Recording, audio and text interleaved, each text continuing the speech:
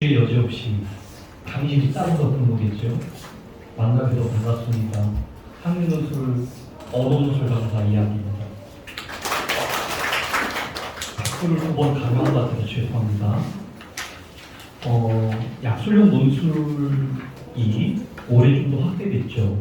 국민대가 이번에 약술용 논술 봐요. 약술용 논술을 또 강남대도 약술용 논술 15기 대학 약술용 논술을 보는데 그럼 약술용 논술에 대해서 어떻게 준비해야 되고 약술용 논술의 출제 경향은 무엇인지에 대해서 말씀드리도록 하겠습니다.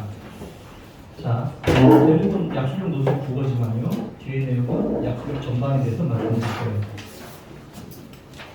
저에 대한 소개니까 이런 사람이구나 확인만 하시면 되고요. 오늘 학부모님께 말씀드리고자 하는 것은 세 번째 항목까지는 약술용 논술에 대한 일반적인 소개를 말씀드리고요. 그 다음에 나머지 세 개는 약술용 국어에 대한 말씀을 드리도록 할게요. 자, 오늘 배부받은 자료 중에 요거 있죠? 약술용 논술 백서. 그래서 약술용 논술은 전반적인 내용을 다 실용보니까 따로 약술용 논술에 대해서 정보를 보자 유튜브도 보시고 블로그도 가시고 그러실 필요는 없습니다. 여기에 다 들어있습니다. 그래서 이걸 같이 한번 살펴볼까요? 자, 약술용 논술 준비 대상과 예비법. 자, 지원 대상은 민소리 목표죠. 하지만 수능이나 학점도 어느 정도 판단이 났습니다. 그래서 인솔은 원하지만 현재 수능이나 학종이나 교과로 인솔하기 힘든 학생이 약술용 논술의 준비 대상일 것 같고요. 또 언어 논술과 수리 논술을 같이 보는 혹은 언어 논술만 보는 일반 논술가 있어요. 일반 논술 전형 연대부터 연설고 대학까지. 그래서 그 논술을 하기에는 시간적 여유가 없거나 부담이 된다. 이런 경우에는 약술용 논술을 생각할 수밖에 없을 것 같습니다. 자, 약술용 논술은 저는 이게 강점을 생각을 해요. 수능 공부와 병행이 가능하다. 왜냐하면 학교의 기출문제를 보시면 EBS 특강과 완성의 연계율이 굉장히 높습니다. 제가 작년도 기출문제를 15개 대학을 다 살펴봤는데 EBS 특강의 한 지문이 5개 대학에서 나왔어요. 그래서 제가 문제 살펴보다가 내가 이 지문 어디서 봤는데 같은 데에서 봤는데 보다 보니까 수원대에서 또 나오는 거예요. 교수님들이 특강과 완성의 문제가 수천 개가 되는 게 아니잖아요. 수능과의 EBS 교재의 연계성으로 해서 수능 특강이나 완성에서 지문을 많이 반영하다 보니까 심지어는 5개 대학이 특정 지문을 겹쳐서 냈다는 거죠. 그렇기 때문에 약술용 논술의 공부의 기반은 현행 수능을 병행하면서 가능하다는 것을 말씀드리고 싶어요. 자, 그래서 여기 제가 정리한 것처럼 출제 범위가 EBS 수능 연계입니다. EBS 수능 특강과 수능 완성의 비중이 높습니다. 여기 나온 지문을 모두 낸다는 게 아니라 EBS 특강이나 완성에 나온 지문 다수가 출제가 된다는 것입니다. 자, 그리고요, 국어 수학의 출제 비중의 차이가 있습니다. 어느 대학 같은 경우는 국어 9, 인문계의 경우 국어 9, 수학 6. 그럼 자연계는 어떻게 될까요? 거기는 수학 9, 국어 6개 나오겠죠. 10대 5도 있습니다. 인문 경우 국어 10, 수리 5개. 그리고 자연은 수리 10, 국어 5개. 이렇게 내는 대학도 있어요. 또 특정 대학은 편중되어 있습니다. 예를 들면 이제 올해 시행한 국민대라든지 서경대 같은 경우는 인문계의 경우 국어 8, 수학 2 이렇게 내기도 해요. 인문의 경우. 자연은 어떨까요? 수학 8, 국어 2. 이런 대학들은 인문 같은 경우는 국어의 강점인 학생이 적극 쓰게 괜찮겠죠. 반반인 대학도 있거든요. 자, 그래서 요거는 주로 이렇게 보시면 될 것 같아요. 아무래도 그 어느 대학을 봐도 인문계는 주로 국어, 자연계는 주로 수학의 배점이 더 높은 거니까 그 강점 있는 인문계는 주로 국어, 자연계는 주로 수학의 강점 있는 학생이 지나가기에 유리하지 않을까라는 생각을 합니다. 자, 국어 출제 범위인데요. 주로 문학과 독서에서 나옵니다. 화작이나 언매는 제한적으로 나옵니다. 몇몇 대학만 나와요. 언매에서는 주로 문법이 나오고요. 화작에서는 의문의 변동 파트가 주로 나옵니다. 하지만 대부분 모든 대학은 문학과 독서가 나온다. 이렇게 생각하시면 되고요. 실제 기출문제 보면 단답형이 대부분입니다. 어휘 넣기, 하나의 어휘나 어절 넣기 정도가 나오고요. 올해 조금 변화를 가져온 게 국민대가 약수형 논술을 시작했습니다. 국민대는요, 50자 쓰기, 100자 쓰기가 각각 들어있습니다. 비중이 높습니다. 50자짜리 2개, 100자짜리 2개를 주로 들어가 있어요. 그래서 이 국민대는 약수형 논술이지만 일반 논술이랄 수 있는 다른 대학 논술 문제와 약간 좀 발을 걸치고 있다고 생각하시면 돼요. 자, 그리고 서경대는 20자짜리, 30자짜리 혹은 한 문장짜리를 내고 있습니다. 그래서 크게 보면은 물론 이 국민대나 서경대도 단답형이 나오긴 해요. 하지만 대부분은 단답형이 나오지만 이 국민대와 서경대는 서술형이 나오더라. 서술형까지 나오더라. 이렇게 생각하면 됩니다. 그리고 전략적 판단이라는 부분은 뭐냐면요. 내가 화작이나 언매를 내가 선택 과목을 넣는데 점수가 잘 안 나와. 그리고 기출문제 보니까 틀려. 그러면 그냥 문학과 독서만 출제하는 대학을 지원하면 돼요. 이런 판단을 할 수 있고요. 자, 수학은요. 답안 형식은 주로 수학 1, 2를 냅니다. 물론 이과의 경우는 미적분을 낸다든지 미적분, 기하, 확통까지 모두 내는 대학도 있어요. 그건 좀 구분하셔야 되지만 일반적으로는 수학 1, 2가 출제됩니다. 답안 형식은요. 계산 과정과 답안을 도출해야 되는 겁니다. 중요한 건 뭐냐면 이 계산 과정 없이 답만 쓰면은 좋은 점수를 얻을 수 없다. 왜냐하면 논리적인 사유의 과정을 보여주는 거기 때문에 그 계산 과정과 답이 모두 일치해야 됩니다. 그리고 6개 세부 영역에서 주로 출제됩니다. 그래서 이런 부분들이 주로 출제된다. 이 정도 이해하시면 될 것 같아요. 자, 필요하신 분은 사진 찍으셔도 됩니다. 그럼 약수형 논술 전형 분석해 보면요. 자, 여기서 이제 보셔야 될 거는 대부분 전형 광고를 보면 논술이 80에서 대부분 100%예요. 이 얘기는 뭐냐면 논술을 뽑는 거예요. 실제 내신 등급표를 보면요. 여기 적혀 있습니다.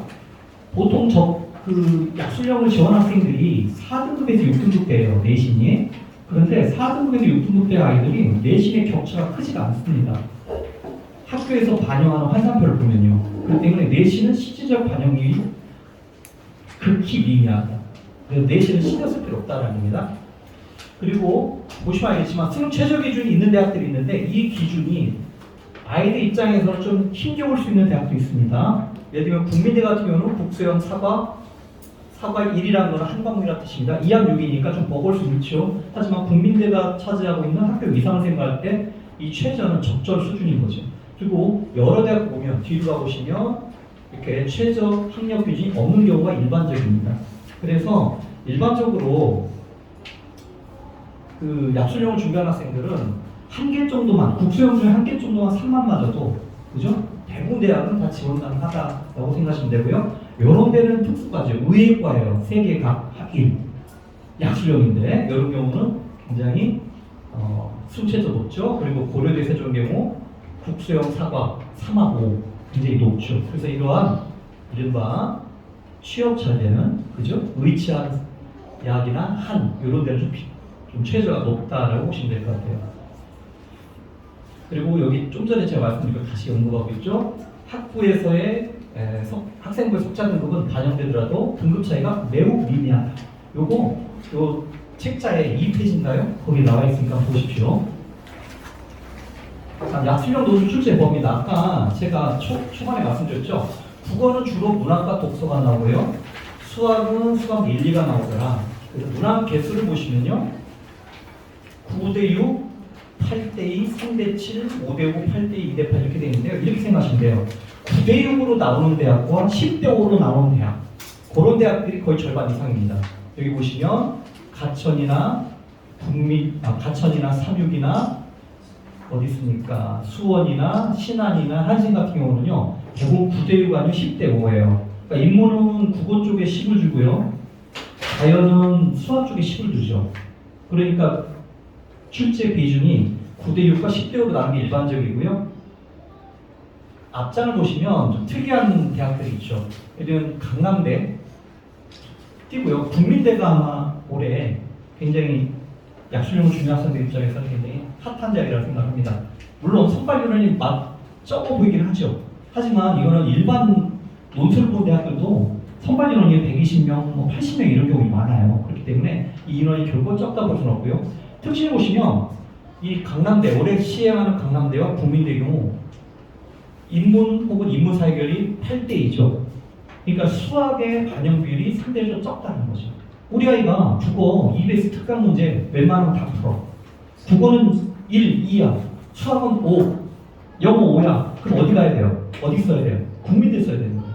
그래서 국어의 비중이 굉장히 높다. 그리고 항상 우리가 뭔가 노릴 때 처음 것을 노려야 돼요. 처음에 하는 걸 노려야 돼요. 그렇지 않습니까?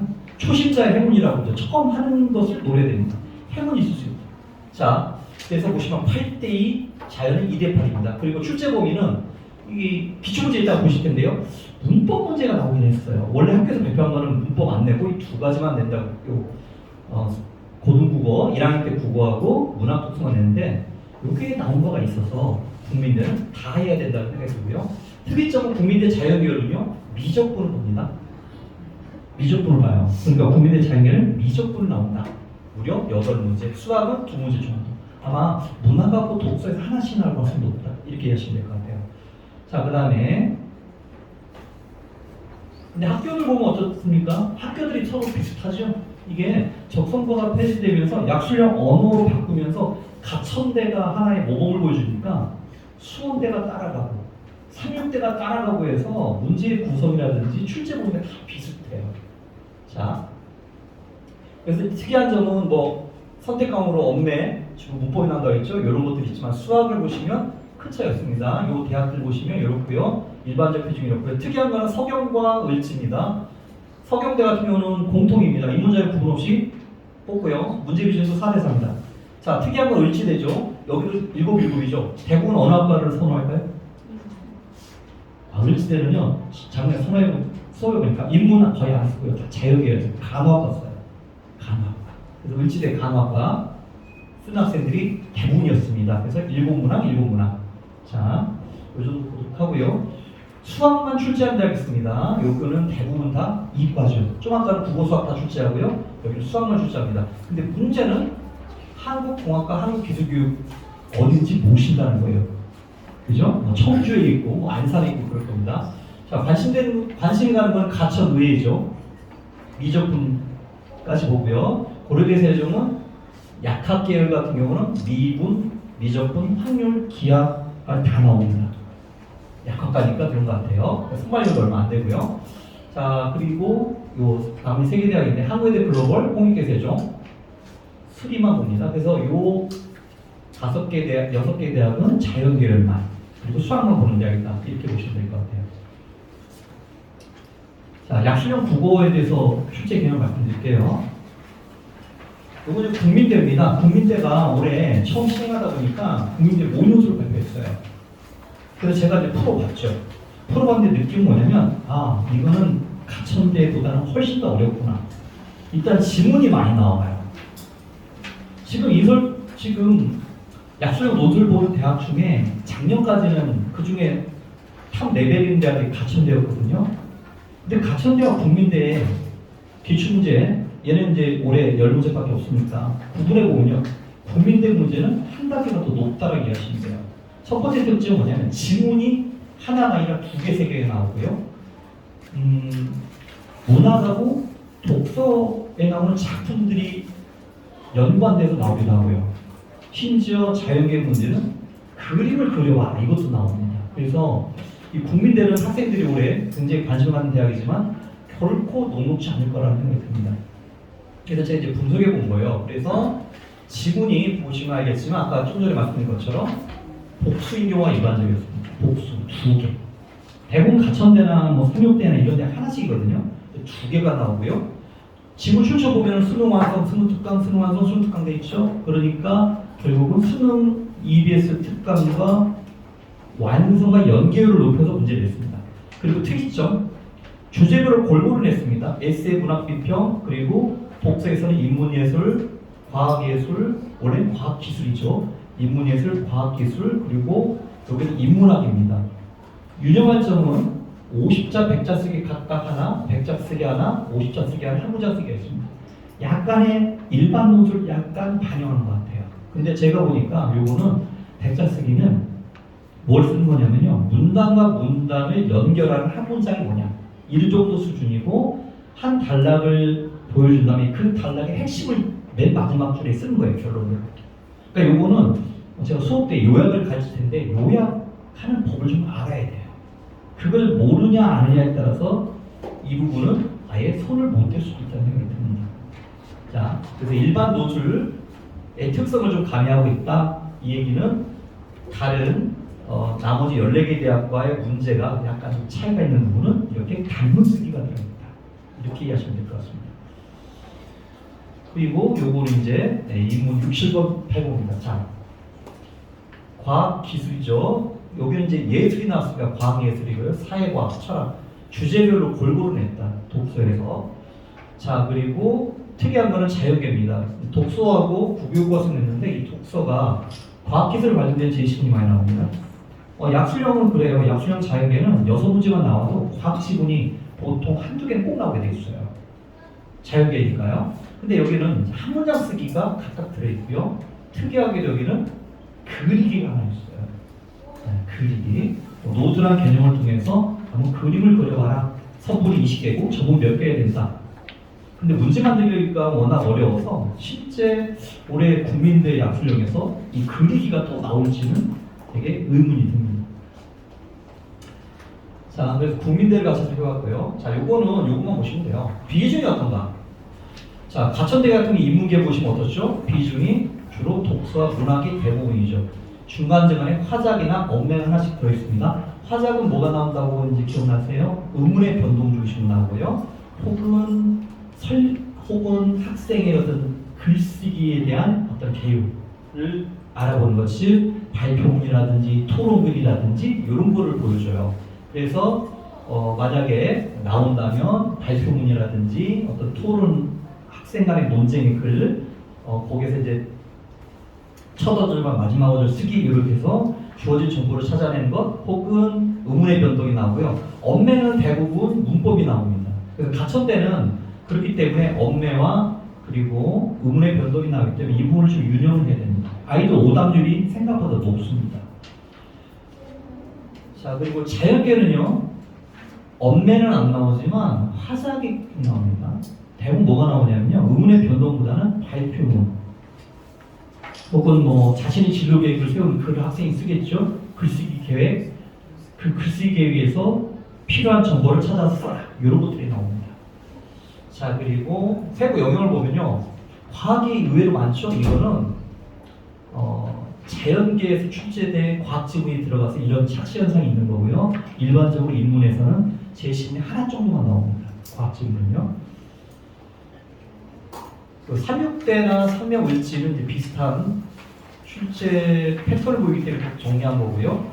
삼육대 보니까 재작년에 신설했을 때 화작이 좀 많은 편이네요. 여기는 좀 정신없이 두서없이 골고루 나왔고요. 을지대는 딱 내문학입니다. 내문학, 국어 내문학, 수학 내문학입니다.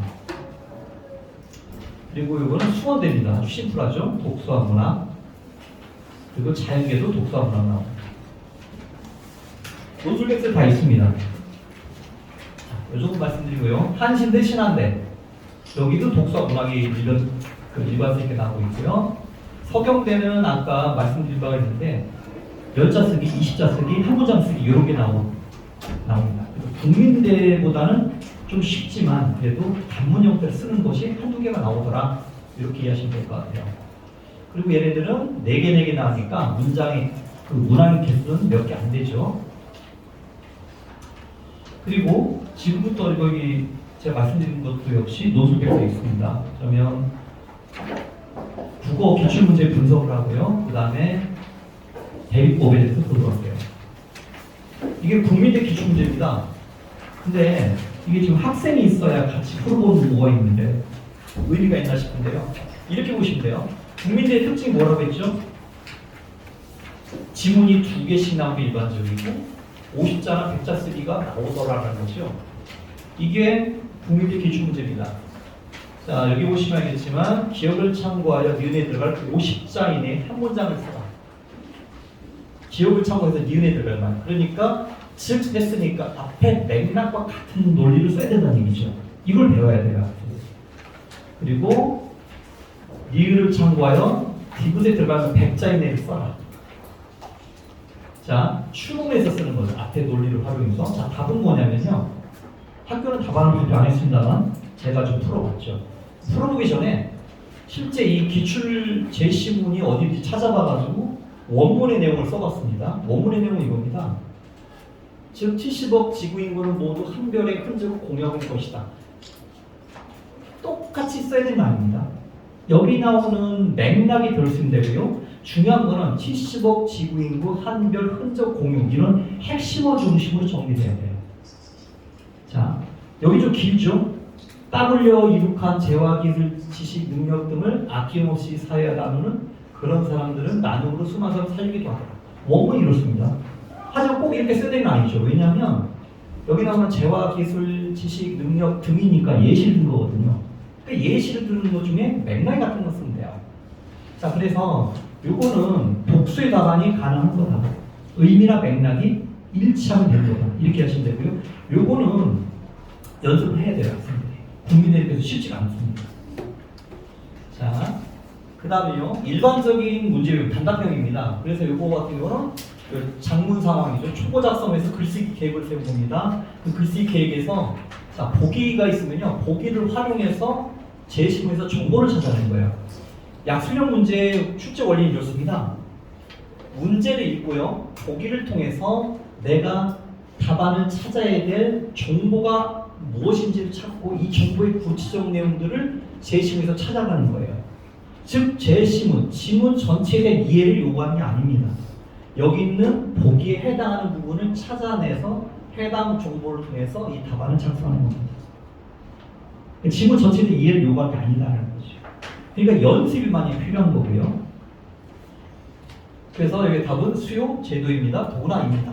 첫 어절과 마지막 어절 쓰기. 이게 이렇게 첫 어절과 마지막 어절 쓰기 문제가 보통 가천대 경우 9문제 중에 한 개, 2개 정도 나옵니다. 찾아 쓰는 거예요.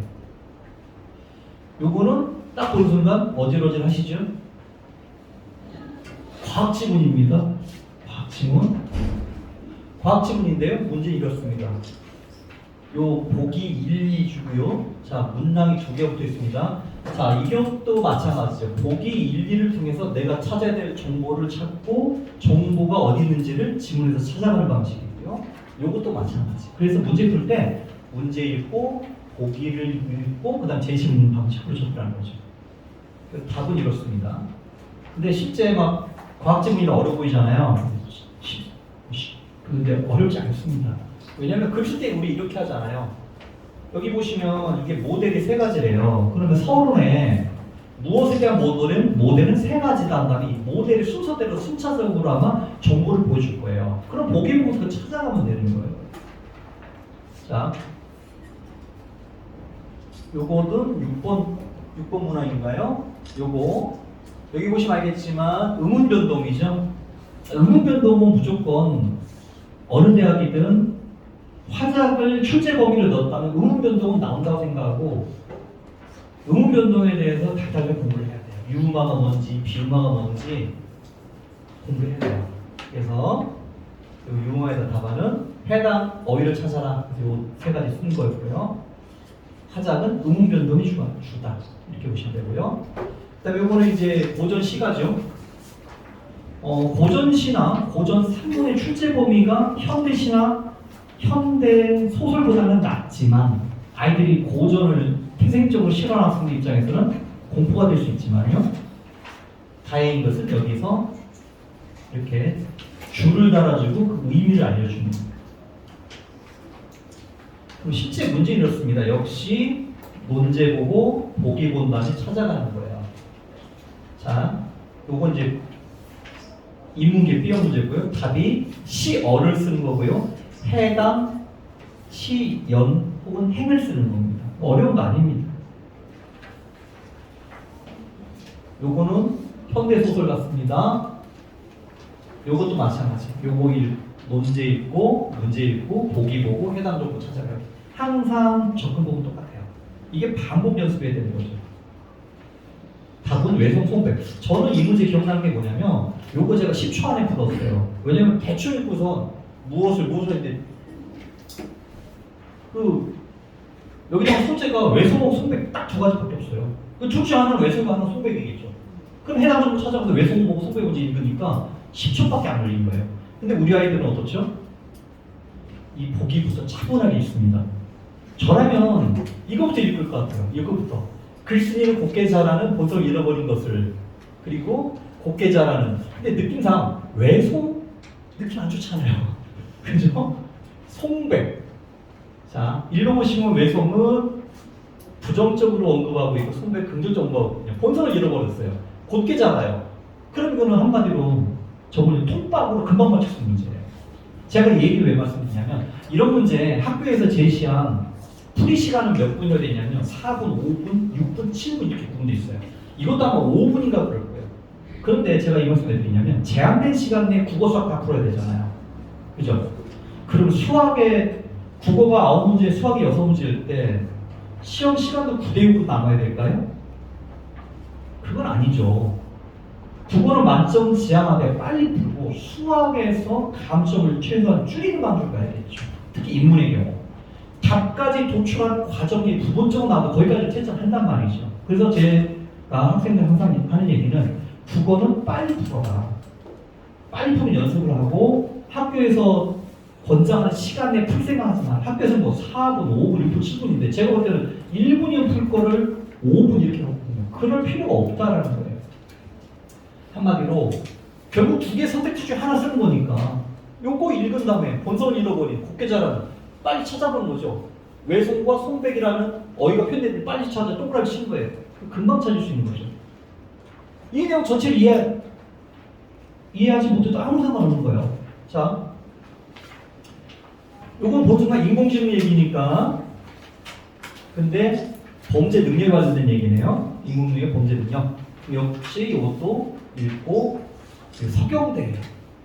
서경대라고 무슨 말씀 드렸죠? 10자 쓰기, 20자 쓰기, 한 문장 쓰기가 나온다고 그랬죠? 서경대가 의외로 쉽지가 않습니다. 그래서 한 문장 제시하시오. 이런 게 어렵습니다. 핵심 내용을 정리하는 한 문장 제시하시오. 이게 무슨 뜻인 줄 아세요? 요약하라는 얘기입니다. 아마 그 일반 논술, 특히 언어 논술 아시는 분은 들어보셨을 거예요. 요약한 거를 가지고 글을 쓰잖아요. 여기서 핵심 내용을 정리한 한 문장 제시라는 건 한 줄짜리 요약을 얘기합니다.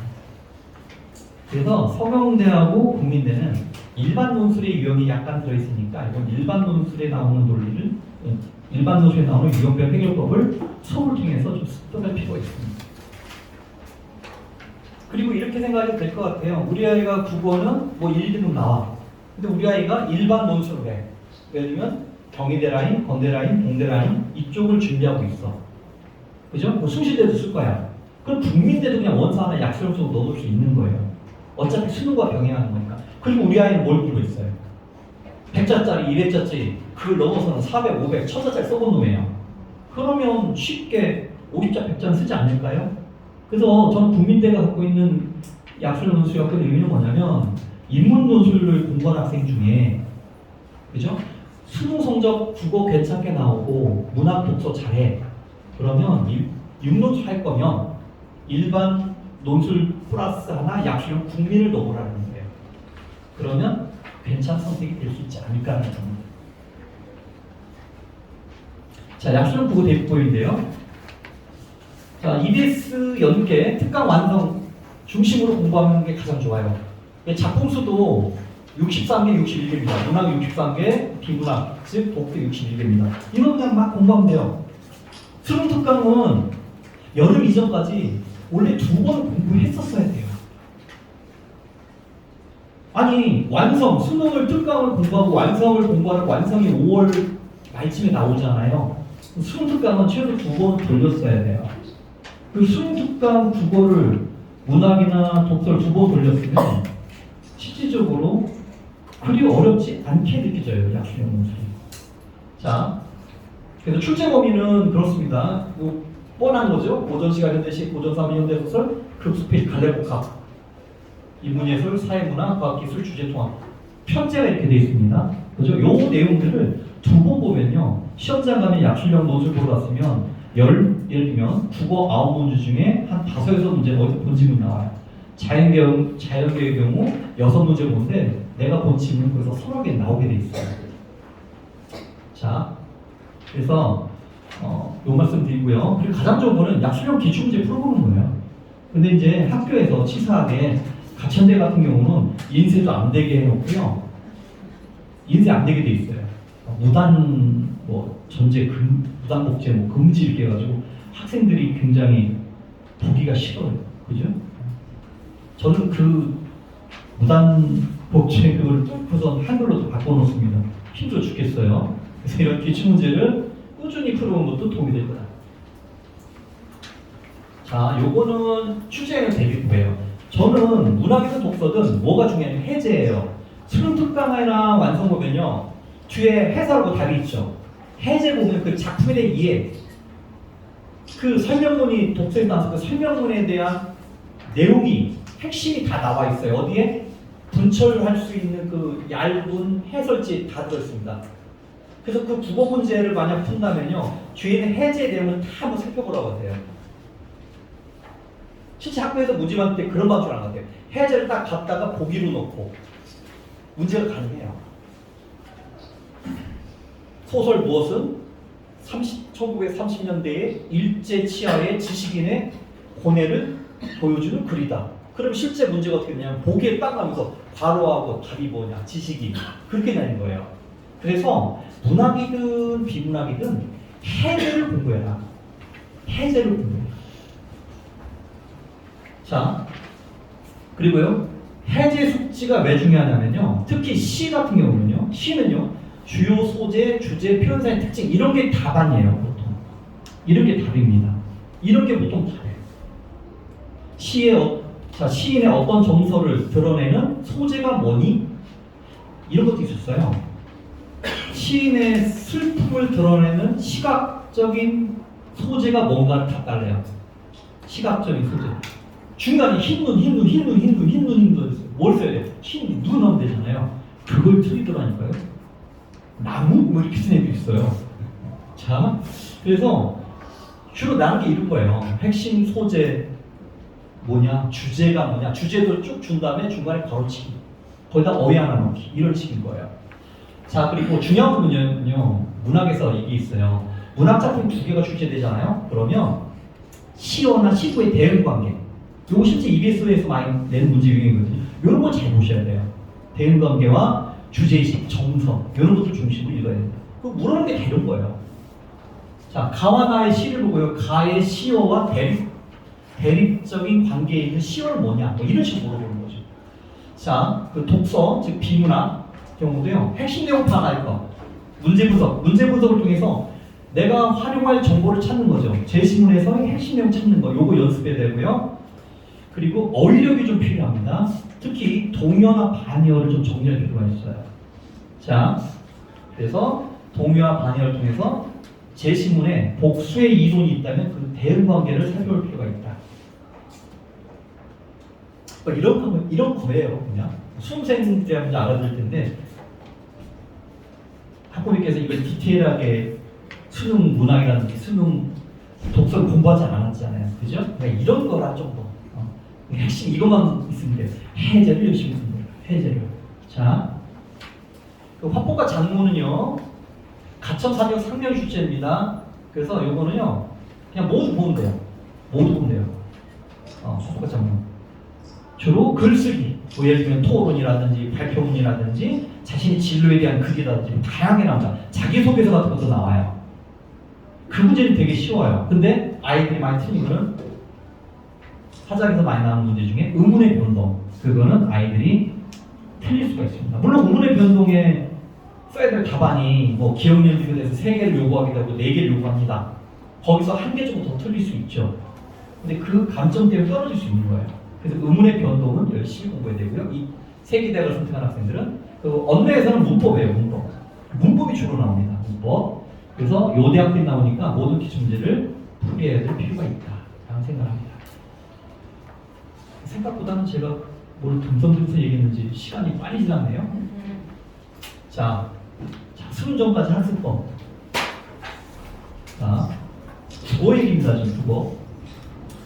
EBS 수능 연계교재 EBS 특강 완성을 8월까지는 반드시 이해독해라. 인강이든 형강이든 반드시 이해독해라. 왜요? EBS 연계율이 꽤 높더라는 거죠.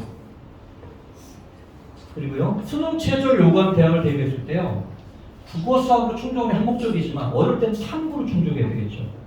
탐구로 충족해야. 탐구 중에 어떤 과목이 충족하기 괜찮을까요? 사문이나 생윤 선택하는 선생님이 그걸 하는 게 좋아요. 왜냐하면 실제 나오는 지문들도 사회문화, 인문예술, 과학기술, 그렇죠? 거기 세계 쪽에서 일반적으로 나오지 않아요. 그래서 사탐 중에는 생윤이나 사문으로 탐구를 수능 체제를 충족하면서 주제편에 대한 공부가 될 거다. 그리고 수시원서 접수에는 출력해서 주기적 풀어볼 것. 자, 수학풀이에 대한 시간을 확보해서 국어를 신속하게 풀어야 된다고 생각합니다. 가천대는 인기학과는 국어 9문제 중에 8.5는 나와야 돼요. 인기학과는. 만점 맞도록 노력해야 되죠. 근데 그 만점이 쉽냐? 생각보다 쉽습니다. 저도 수업할 때 생각보다 쉬워요. 아닌가요? 그래서 작년에 이제 기출문제 딱 풀게 하면요, 15문제 150점 만점 딱 내잖아요. 첫날 한 10%는 환불해요. 환불하게 된 이유는 뭐냐면 150점 만점인데 기출문제 풀어봤더니 149점이에요. 손들을 이유가 없죠. 또 환불하는 부류는 뭘까요? 150점 만점인데 90점 나와요. 이 아이가 갑자기 독해력이 좋아져서 남은 기간 동안 실력이 향상될까요? 어려운 거죠. 국어 6등급 있는 아이들, 7등급 아이들이 있거든요. 위에서 밑에서 빠지고 결국은 150점 만점에 110에서 140점 아이들이 쭉 수업을 듣습니다. 그래서 성적을 올리는 거죠. 자, 뭐 얘기하다가? 그래서 국어는 좀 신속하게 풀어야 되지 않나 생각이 들고요. 시험 시간 80분 기준이면 가천대교 9문항은요, 보통 학교에서 주어진 시간은 한 50분이거든요. 제가 볼 때는 50분 투자해가지고는요, 수학 풀 때 시간적으로 부족함을 호소할 겁니다. 그래서 50분 주더라도 40분은 양호하지만 30분 동안 풀 수 있게끔 연습을 해야 됩니다. 그리고 나머지 시간은 수학으로 넘기는 게 좋아요. 자, 그리고 6문제 기준 자연계는 6문제 기준이다, 80분 기준이다, 그럼 국어는 20분, 나머지 60분이 수학 푸는 거죠. 그래서 국어 공부는 어떻게 되느냐면 만점을 받는다라는 각오를 해야 돼요. 그만큼 투자만큼 국어는 나오게 돼 있습니다. 그래서 수학에서 승부를 내자. 물론 저 국민들이 얘기입니다. 국민들은 제가 볼 때는 이거 국어 어렵습니다. 너무 어려워서 학생들이 학교에서 권고한 시간만큼 공부를 좀 해야 되지 않을까. 그 문제풀이 시간 할애해야 되지 않을까 생각합니다. 국어는 문학과 독서 중심하고요. 문학작품에 작품의 배경식 어디 있습니까? 해제에 있습니다. 문학적 해제. 그거를 기반해서 신속한 풀이 연습하고요. 독서도 마찬가지입니다. 핵심 내용 파악이 중요하니까 문제에 기반한 선별적 독해를 해야 된다. 선별적 독해는 뭐냐면 제시문이 5단락이에요. 근데 그 중에 어떤 문제는 첫 번째 단락과 마지막 단락이 불필요한 부분이 있습니다. 그거 읽을 필요 없잖아요. 그죠? 그러니까 선별하는 능력을 키워야 된다. 커리큘럼은 이렇게 이제 토요일날 오전 이렇게 진행할 겁니다. 그래서 독서 영역별 문제풀이법, 문학 영역 문제풀이법, 그래서 기출문제는요, 인문예술부터 해서 주제통합까지. 그리고 문학은 갈래별 기출문제에서 고전시각부터 갈래법까지. 그래서 난도의 수준에 따라서 그리고 배열을 할 거고요. 그 다음에 여기는 업내에서는 비출문법, 그리고 화작에서는 국민대 서경대 단문쓰기 요거 방법론을 가질 거고요. 화작에서는 주로 나온 게 대화 토론, 식사 면접 발표. 요거는 한두 문제 풀면은 금방 풀 수 있는 문제고요. 그 외에는 이제 의문 변동을 정리할 예정입니다.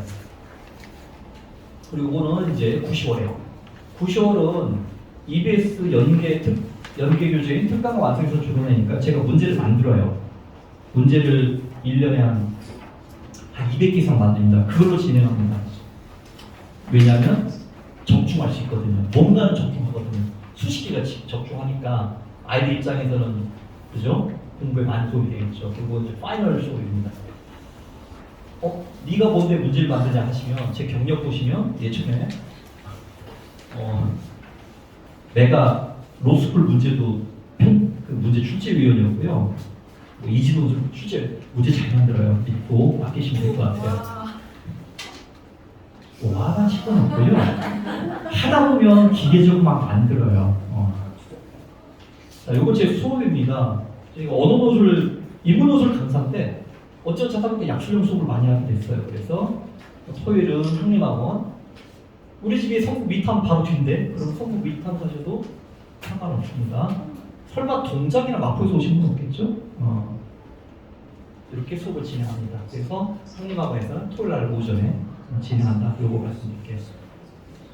예, 요 정도 말씀드리고요. 이제 수학, 약술형 수학에 대해서 이제 선생님, 박경 선생님 진행하실 겁니다. 감사합니다.